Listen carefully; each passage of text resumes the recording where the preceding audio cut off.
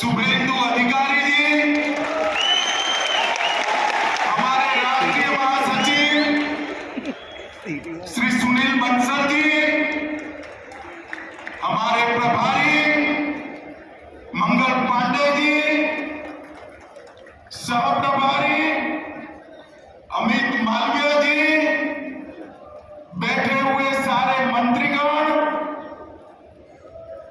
विधायकगण, सांसदगण और बंगाल के कोने कोने से आए हुए मेरे प्यारे कार्यकर्ता भाइयों बहनों, आप सभी को मेरा नमस्कार। सबसे पहले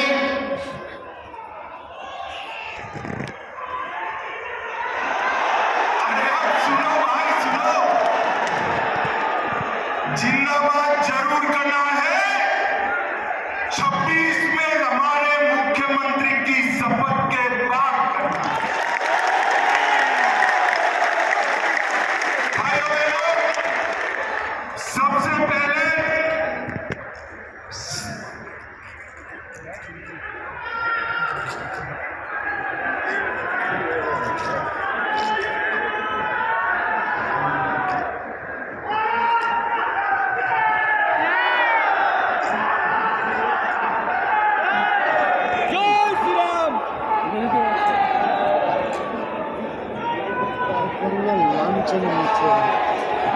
देखने को तो देखे भाइयों बहनों, सबसे पहले मैं श्री कालीघाट मंदिर, श्री श्री 108 करुणामयी काली माता मंदिर और दक्षिणेश्वर काली मंदिर को प्रणाम कर मेरी बात की शुरुआत करना चाहता हूं। मैं जब ये बंगाल की वीर भूमि पर, संस्कार भूमि पर आया हूं, तब कवि गुरु टागोर जी,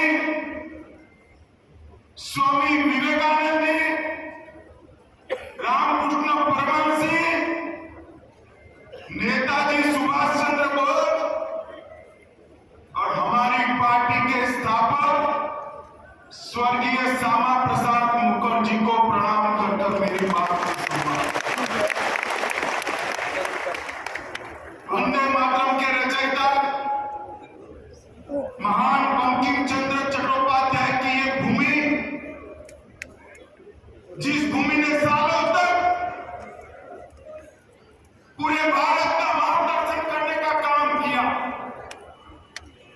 चाहे ज्ञान हो, विज्ञान हो, धर्म हो, स्वतंत्रता संग्राम हो, हर क्षेत्र में सालों तक बंगाल ने भारत का नेतृत्व करा और वही बंगाल ने कई सालों तक कम्युनिस्टों का शासन रहा और उसके बाद मां माटी मानुष का नारा देकर ममता दीदी है और उन्होंने ये महान बंग भूमि को आज घुसपैठ, भ्रष्टाचार, स्त्रियों पर अत्याचार, अपराध, बम धमाके और हिंदुओं के साथ दुराचार का केंद्र बनाकर रख दिया है। दुराचार भाइयों बहनों, यही बंगाल में चुनावी हिंसा सेशन के बाद, जब टीआर सेशन सीईसी बने, उसके बाद पूरे देश में चुनावी हिंसा बंद हो गई।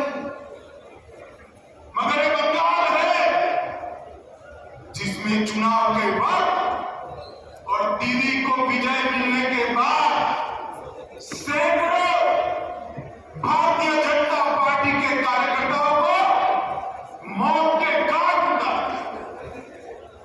दीदी कब तक बचाओगी?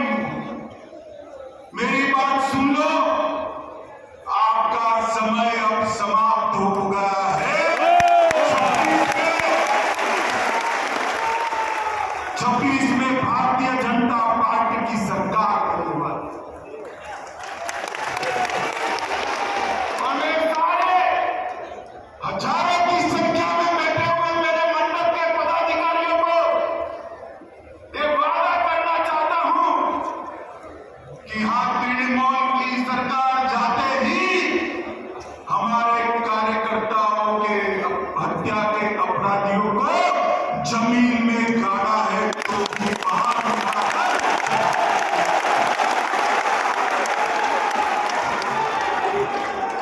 लोकतंत्र के अंदर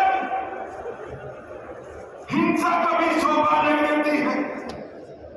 दीदी हिम्मत हो तो हिंसा के बगैर, रेडिंग के बगैर चुनाव कराकर देखो। आपकी खुद की जमानत एक बंगाल की जनता चौक और भाइयों बहनों,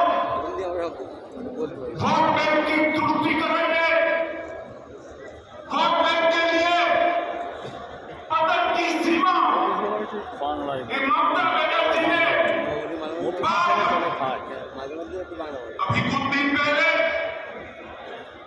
पहलगाम में पाक प्रेरित आतंकवादियों ने हमारे निर्दोष नागरिकों को, यात्रिकों को धर्म पूछ कर परिवार के सामने मार। मुझे बताओ बंगाल वालों, वो पाक प्रेरित आतंकवादियों को सजा देनी चाहिए या नहीं देनी चाहिए? एक जोर से बोलो, देनी चाहिए या नहीं देनी चाहिए? मोदी जी ने ऑपरेशन सिंदूर किया, ठीक किया या नहीं किया?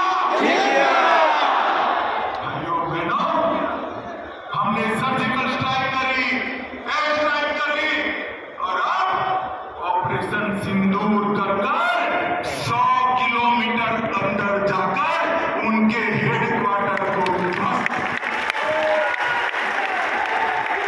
सैकड़ों आतंकवादी मौत के घाट उतार दिए और दीदी के पेट में दर्द होता है।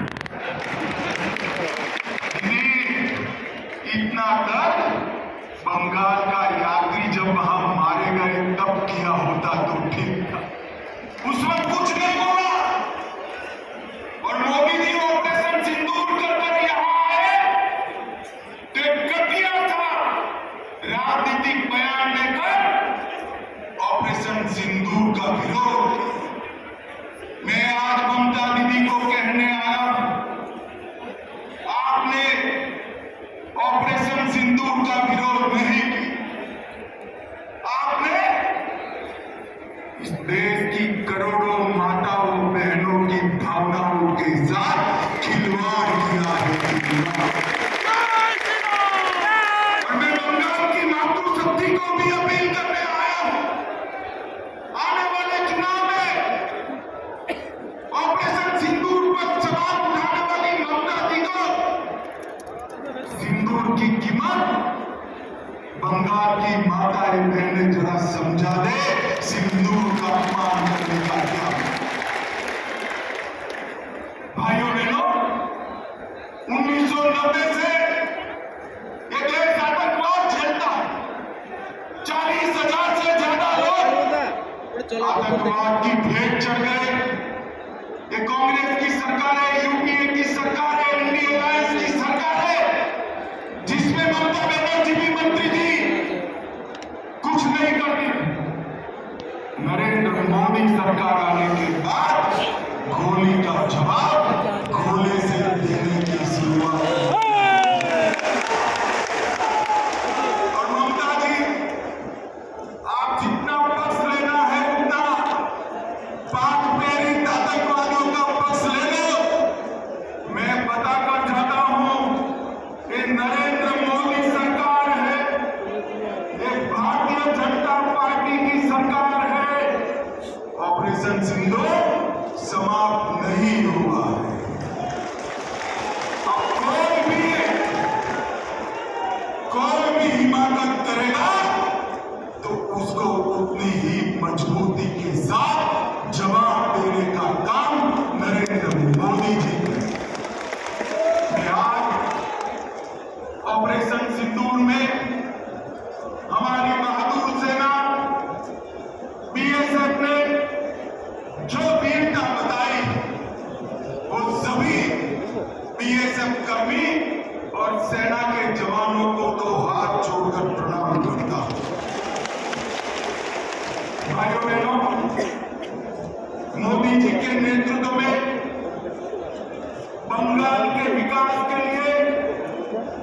मोदी जी ने ढेर सारा काम किया, परंतु विकास के साथ साथ बंगाल की संस्कृति को भी मोदी जी नहीं। सालों से बंगाल वासियों की मांग थी कि हम बंगाल को क्लासिकल लैंग्वेज का स्टेटस दें। आज मैं ममता दीदी को पूछने आया हूं, 10 साल तक आप केंद्र में मंत्री थी, आपका समर्थन था, बंगाली भाषा को क्लासिकल लैंग्वेज का स्टेटस क्यों नहीं दिया? और भाइयों बहनों, हमारे मोदी जी ने बंगाली भाषा को क्लासिकल लैंग्वेज का रास्ते पर भी ममता जी है जिनको इसके लिए धन्यवाद करने का भी शिष्टाचार नहीं। भाइयों बहनों, आगामी चुनाव में देरी अच्छी यहाँ बैठे हुए सभी मंडल के पदाधिकारियों का मेरा विनती है कि बंगाल का चुनाव सिर्फ बंगाल का भविष्य नहीं तय करता, बंगाल का चुनाव देश की सुरक्षा के साथ जुड़ा हुआ था, क्योंकि ममता बनर्जी ने हमारे देश की सीमाओं को बांग्लादेशियों के लिए खुला कर दिया। इनके आशीर्वाद से घुसपैठ हो रही है। मुझे बताओ मित्रों, घुसपैठ रोकनी चाहिए या नहीं रोकनी चाहिए?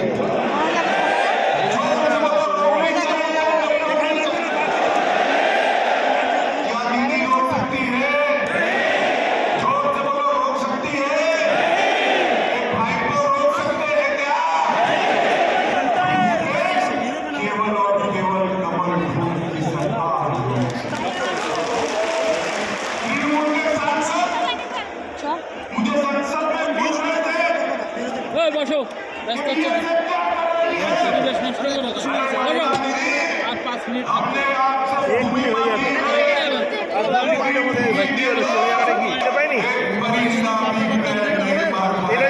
প্রচার করবে, এটাই তো প্রচার করবে, চলে গেছে আবার পায়খানা পেয়ে গেছে মনে হয়।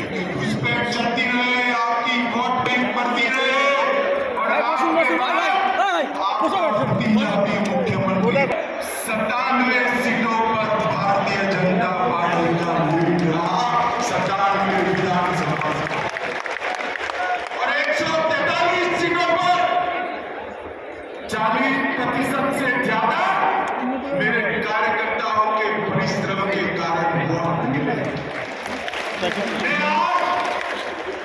नरेंद्र मोदी की सरकार मेरे सामने बैठी है, भारतीय जनता पार्टी का कार्यकर्ता बैठा है, उसको मैं बताने आया हूं कि थोड़ा फासला बाकी है, आप 40% तो क्रॉस कर गए हो, 4-5% आगे बढ़ना है, 4-5। और अगले चुनाव में हमारी सरकार बनने जा रही है। भाइयों बहनों, मैं आपको विश्वास 17 में मैं पार्टी का अध्यक्ष था, तब मैंने कहा था यहां हमारी सरकार बनेगी, और आज वो दिन नजदीक आ गया है। 26 तक दिन रात एक कर हर एक बंगाल के मतदाता के पास जाइए और नरेंद्र मोदी का और भारतीय जनता पार्टी का संदेश। पूरा देश चाहता है कि यहां देशभक्तों की सरकार बने, तुष्टीकरण वालों की सरकार न बने। ये ममता दीदी ने सोनार बांग्ला का स्वप्न तहस नहस, भ्रष्टाचार, घुसपैठ, महिलाओं पर अत्याचार,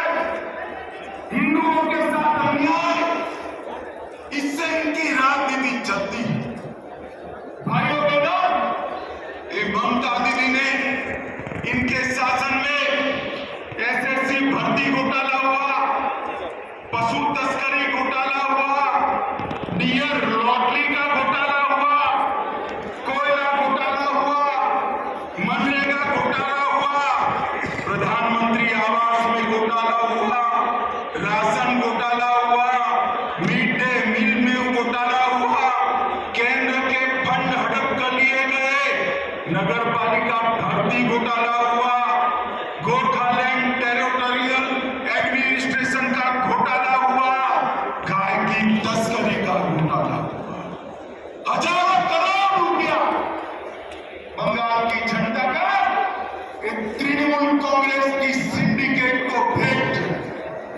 मैं आज सभी कार्यकर्ताओं को पूछने आया हूं, ये पैसा सिंडिकेट का है या बंगाल की गरीब जनता का है? मुझे बताइए, ये सिंडिकेट का है क्या? जोर से बोले, सिंडिकेट का पैसा है? मोदी जी जो पैसा भेजते हैं सिंडिकेट की भेंट चढ़ना चाहिए क्या? पैसे पर अधिकार बंगाल की महिला का है, माता का है, बेटी का है, बंगाल के गरीब का है, बंगाल के युवा का। कलकत्ता के बाजार में युवाओं की नौकरी बिकती है, इनके घर से इतना पैसा पकड़ा जाता है कि गिनने में 27 मशीन थक जाए, मगर पैसा खत्म नहीं होता। भाइयों बहनों, इस सिलसिले को बंद करना। मुर्शिदाबाद में अभी हिंसा हुई, हमारा गृह मंत्रालय कहते कहते थक गया कि बीएसएफ को बुला लीजिए, हम नहीं बुलाएंगे, क्योंकि बीएसएफ आती तो हिंदुओं की रक्षा।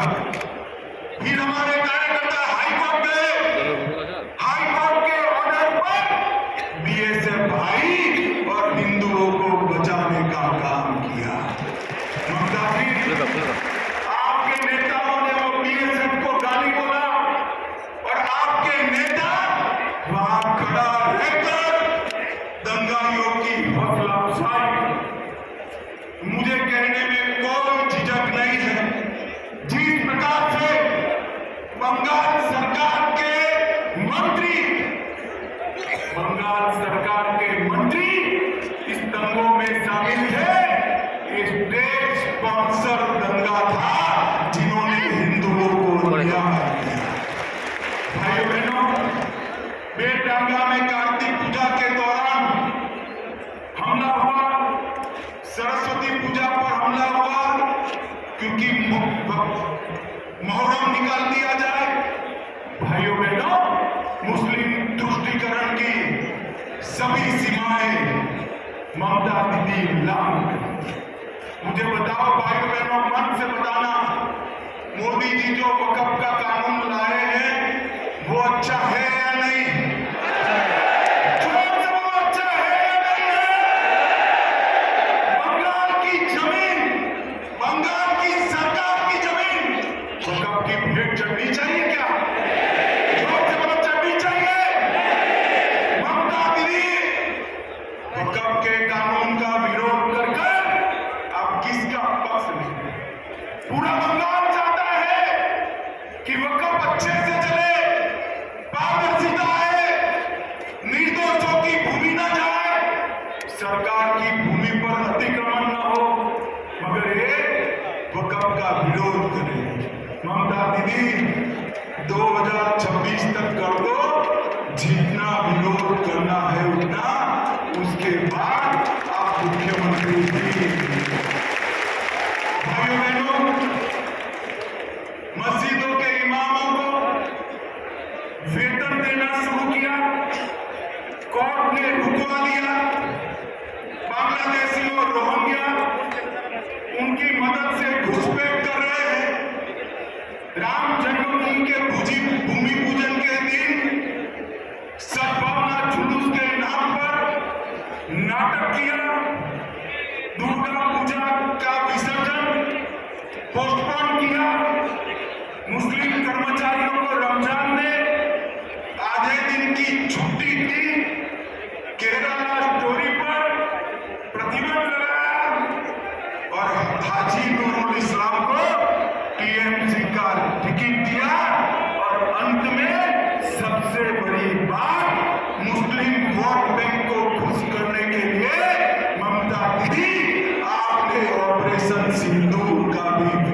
किया विरोध।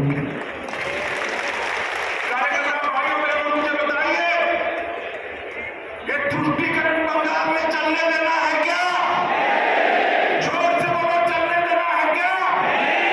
आप संकल्प कर जाइए कि 2026 में ये ममता बनर्जी की सरकार को मूल समेत उखाड़ कर हम फेंकेंगे।